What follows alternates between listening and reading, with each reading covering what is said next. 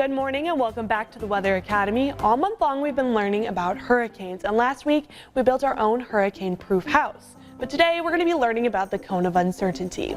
The cone of uncertainty is something you might see a lot, especially during hurricane season, that meteorologists use to help give an example of where exactly the storm will be tracking. It's a forecast product put out by the National Hurricane Center. It's full of useful information, so today we're going to make sure you know exactly what the cone is trying to show you. The cone stretches all the way from about 12 hours out to 120 hours out.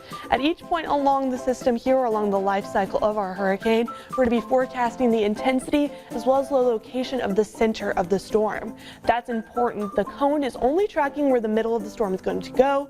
The impact of that storm can still be felt outside of our cone here.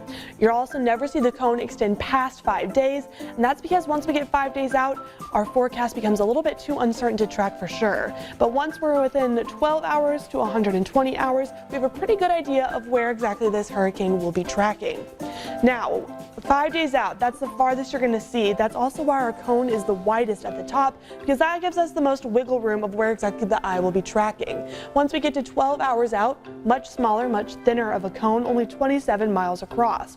How wide the cone is at each point in its forecast is based on our historical error, or how well our forecasts have done in the past. So 2021's track is based off the error from 2016 to 2020.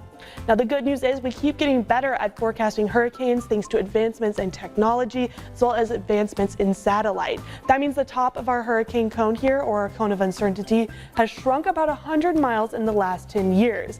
In fact, the National Hurricane Center has gotten so good at forecasting where these systems are going to be tracking that the eye of the storm stays within our cone 2/3 of the time. But again, the rain bands of our hurricanes stretch much wider than that. The impacts of the hurricanes can still be felt even if you're not in the cone. That's why it's important to listen to meteorologists when they say what impacts you can expect with these systems, because even in these eye rain bands, we can see tornadoes, strong winds, and heavy downpours as well as flash flooding. I hope you've enjoyed learning about hurricanes this month with us. Make sure you turn in next week because Sheena will be kicking off our next topic by talking about high and low pressure systems.